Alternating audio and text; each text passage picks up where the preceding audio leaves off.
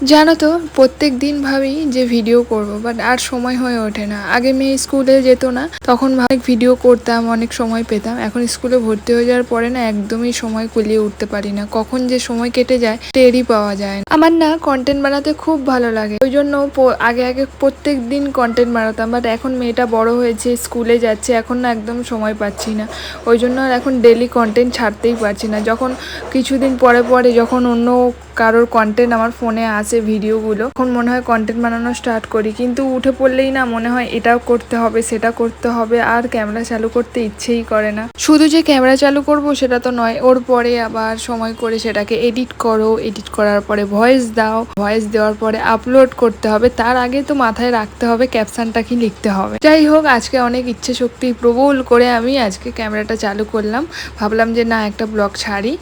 আর ছোট ছোট কন্টেন্ট তো আমি দিই মাঝে মধ্যেই আমার মেয়ের খুনসুটিগুলো, কারণ আমার মেয়ের খুনসুটিগুলো না ভিডিওতে করে ছাড়তে আমার ভালো লাগে, কারণ ও তো দিনের পর দিন বড় হয়ে যাচ্ছে। বাট এই খুনসুটিগুলো আমার ফেসবুকে থাকলে আমি পরেও কখনো আমার যখন মন খারাপ হবে, ও বড় হয়ে গেল, আমি দেখতে পারবো যে আমার মেয়ে কি কি করতো।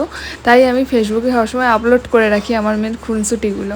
যাই হোক, অনেক মনের কথা তোমাদের সাথে শেয়ার করলাম। বলো তোমরা সবাই কেমন আছো? চলো আজকের ব্লগটা এখান থেকেই শুরু করছি। তো সকালে উঠেই প্রথমে আগে নিজে ফ্রেশ হয়ে আগে রান্নাঘরে গিয়ে মেয়ের টিফিন বানিয়ে ওকে খাইয়ে আমি নিজে চা করে খেয়ে নিয়েছি।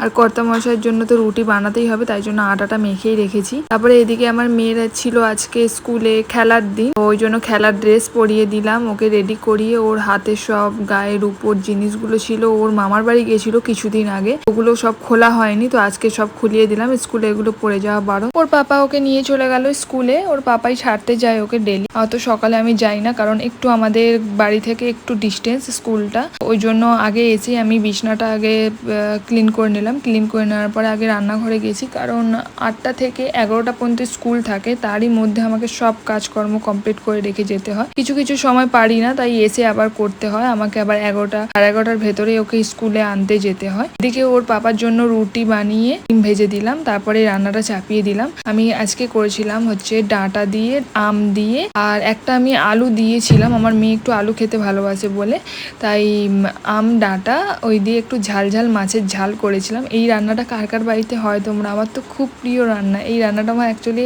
এই রেসিপিটা আমার শাশুড়ি মায়ের থেকে এটা আমার শেখা, আমি জানতাম না এটা আমার শাশুড়ি মাকে দেখতাম করতো, তো ওনার থেকেই শেখা। তারপরে করেছিলাম ডাল। বেশি কিছু পদ করি না, কারণ সময় হয়ে ওঠে না। আগে আগে অনেক পদ করতাম, এখন আর করা হয়ে ওঠে না, সময়েরও একটা ব্যাপার থাকে। ফান করে রেডি হয়ে মেয়েকে আনতে চলে গেছিলাম। আনতে গিয়ে দেখলাম মেয়ের ছুটি হয়ে গেছে, একটু দেরি হয়ে গেছিলো। এমনি একটু নর্মালি দেরি হয় আমার, কারণ অনেকটা আমাকে যেতে হয়, আর সবসময় বেরিয়েই না টোটো পাই না, অনেক প্রবলেম হয়। তো তারপরে বেরিয়ে ওকে নিয়ে যে আসতে না আসতে কিছু না কিছু দরকার রাস্তায় আসতে আসতে, না হয় চিপস না হয় আইসক্রিম, কিছুটা দিতেই হবে বাচ্চাকে। ওকে ওই আইসক্রিম দিয়ে ওর পাপা এসেছিল, একটা জিনিস দেওয়ার ছিল। তারপরে হেঁটে হেঁটে আসার সময় দেখলাম একটা প্লাস্টিকের ভ্যান এসেছিল, প্লাস্টিক ওই বাটি বাসন ওই সবের। ওখান থেকেই চেয়ারটা নিলাম, আমি চেয়ার নিয়ে এসে তারপরে বাড়ি আসলাম। বাড়ি এসে ওকে চান করিয়ে দিলাম, করিয়ে তারপরে এই যে লিপস্টিকটা নিচ্ছে, এটা অ্যাকচুয়ালি সরি লিপস্টিক নয়, এটা হচ্ছে লিপ বাম নিভিয়ার। এটা সারা দিনে মানে আমার মেয়ে যখনই মনে পড়ে তখনই প্রায় 6 থেকে 7 বার, ওকে যত বারণ করি ভয় দেখাই, ও কিছুতেই শোনে না। কি যে করা যায় আমি জানি না, কি করব। তারপরে ওকে ভাত খাইয়ে দিলাম, ওকে ভাত খাইয়ে আমি নিজেও খেয়ে নিলাম। তারপরে ওকে আপেলটা কেটে দিলাম, বসে বসে আপেল খাচ্ছিল। তারপরে আমার টুকটাক একটু কাজ ছিল, বাসন ফাসন ধোয়ার, বাসন ধুয়ে তারপরে ওর সাথে বসে একটু টিভি দেখছিলাম। টিভি মানে কার্টুন দেখছিলাম, ও তো কার্টুনের খরিদ্দার, আমি ওর সাথে বসে বসে কার্টুনই দেখছিলাম। না হলেই ও প্রচুর জ্বালায় আমাকে,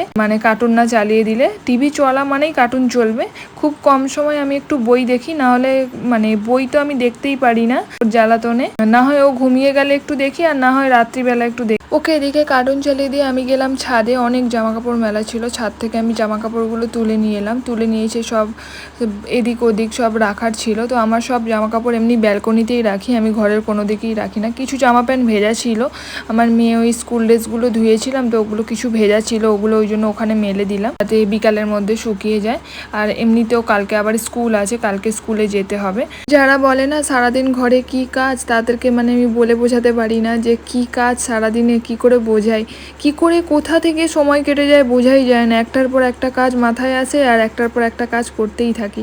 তারপরে এলাম গাছে জল দিতে। গাছে দেখলাম গাছের মাটিগুলো একটু শুকিয়ে শুকিয়ে গেছে। এমনিতেই প্রত্যেক দিনই জল দিই, মাঝে মধ্যে এক একদিন দিই না, তবে প্রায় দিই আমি জল। ওদিকে গাছে জল দিয়ে তারপরে এবার শুতে হবে দুপুরে, তো ওই জন্য ঘরের জানলা ফানলাগুলো বন্ধ করে দিলাম। তার আগে মেয়েকে চুল বাঁধেছি, আমি নিজে চুল বাঁধলাম। তো আমি না দুপুরেই চুল বেঁধে দিই ওর, কারণ ও না ঘুম থেকে উঠলে বড্ড চুলে জট পড়ে, ও আর আমাকে চুলে হাতই দিতে দেয় না। ওই জন্য আমি ওর আগে চুল বেঁধে দিই ঘুমানো। আমার মেয়ে কার্টুন দেখে আইসক্রিম আইসক্রিম বলছিল, তো ওর কথা শুনে না আমার হঠাৎ মনে পড়লো যে আমার ফ্রিজেই তো আইসক্রিম আছে, আইসক্রিমটা বের করি। আমার মনে ছিল না, আগের দিন রাতে আমি জেপ্টো থেকে আইসক্রিম অর্ডার করেছিলাম। আমার মানে ওর আইসক্রিমের কথা বলতে আমার আইসক্রিমের কথা মনে পড়লো। আজকে সিল্কেটে আমি একটু খেলাম, ওকে একটু খাওয়ালাম, যাতে রাতে না ও বায়না করে। আইসক্রিম খাওয়া শেষ হতে এবার ঘুমোতে হবে। তো চলো আজকের ব্লগটা এখানেই শেষ করছি। আমার মেয়ে যেতে চাইছিল না ঘুমোতে, ওকে জোর জবরদস্তি দুপুরবেলা ঘুম পাড়াতে নিয়ে যাওয়া হয়, কারণ ওর বড্ড কার্টুনের নেশা। ফোনের নেশা নেই, তবে কার্টুনের নেশা। তো চলো আজকের মতো বাই।